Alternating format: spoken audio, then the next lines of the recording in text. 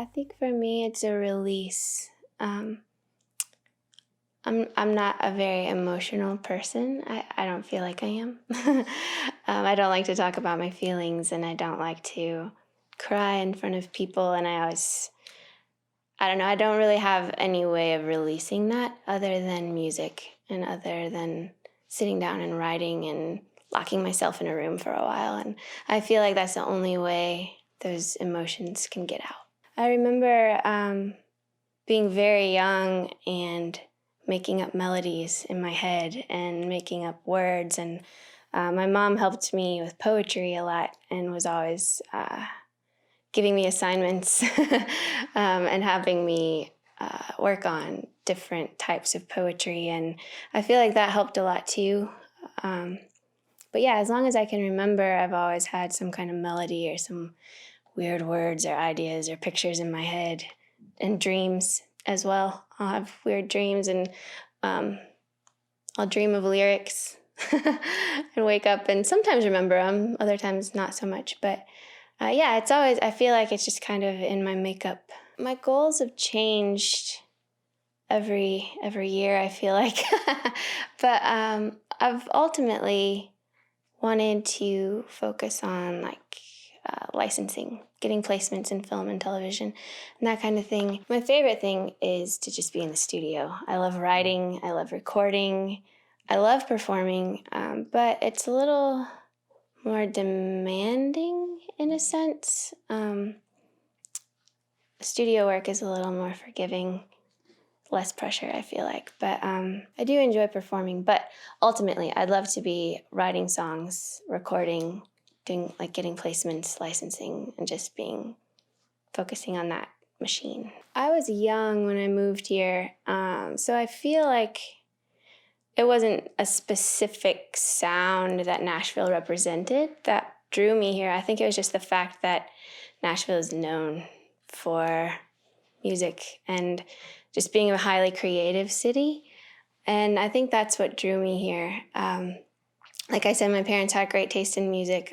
We would listen to classic rock like CCR and Tom Petty. And my sister also introduced me to Natalie Merchant and 10,000 Maniacs, and I love that whole world. But as far as coming specifically to Nashville, I think it was just the fact that it's a highly creative city and it's thriving with musicians, and there's always something going on, and it seemed like the type of place that would offer the most opportunity for me.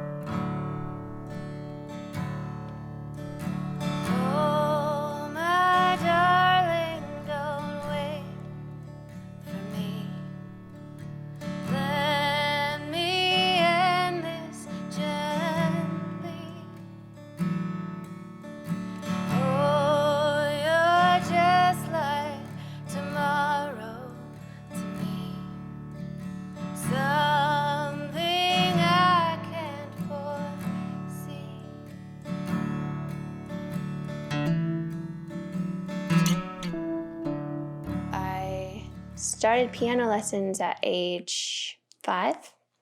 I continued them through age 15 or 16. I didn't pick up guitar until I was 15. I kind of gave up piano, started just kind of teaching myself guitar. I had friends that helped me with that as well. And just kind of took off from there.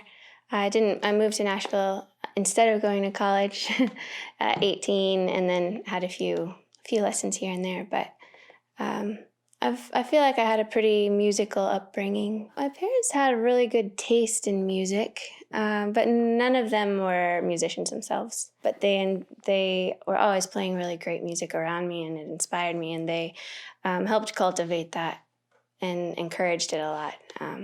Paid for years of lessons, so they were very encouraging, and still are. I feel like there's two sides of it, where I think it can be taught, but I think there's this innate thing that is in a lot of people, and it's beautiful when you have both. I feel like it's different for those that like feel it and it's always been a part of them, than versus the people who have been taught. Not to demean that in any way, really, but I think that there are two sides of it, and if you have both, that's amazing.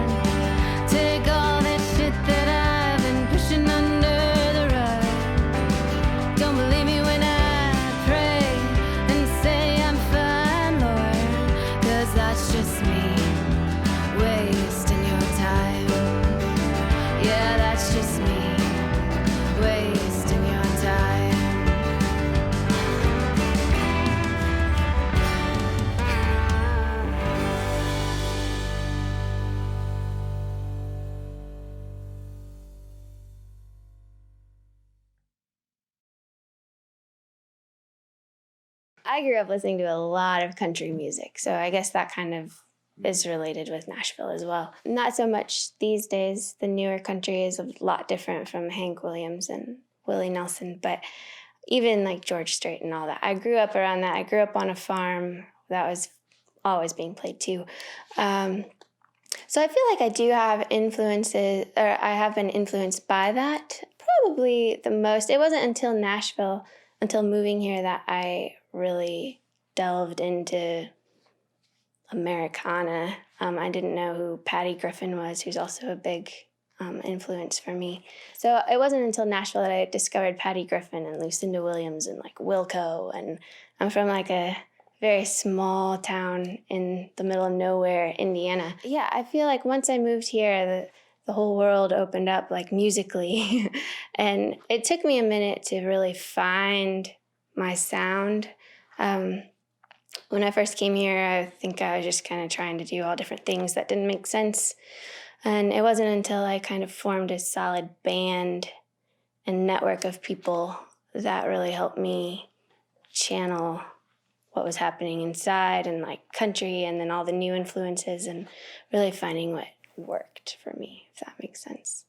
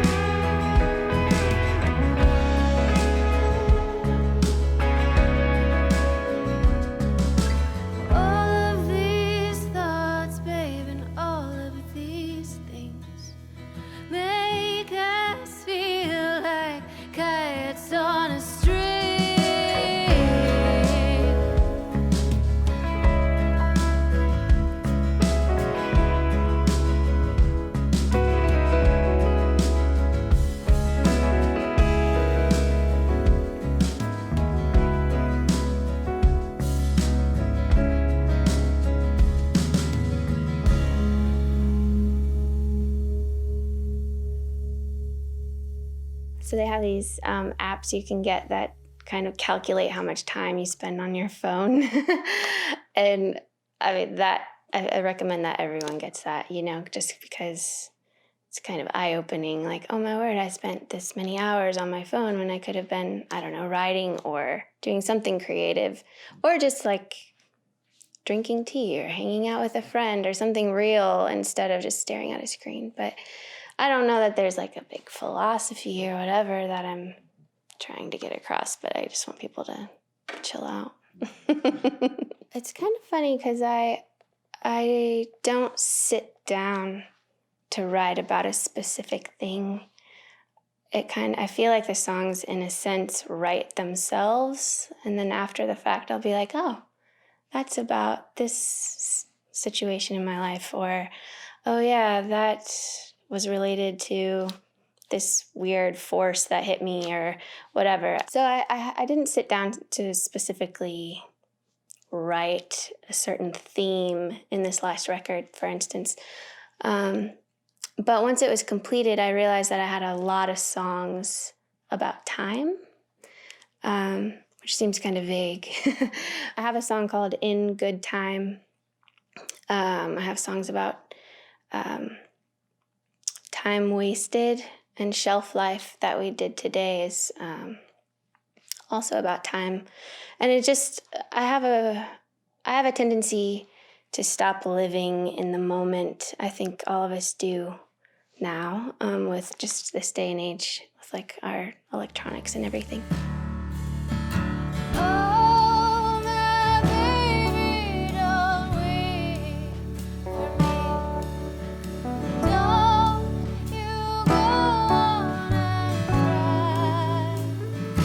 Oh, I've got to walk away tonight. I cannot tell you why.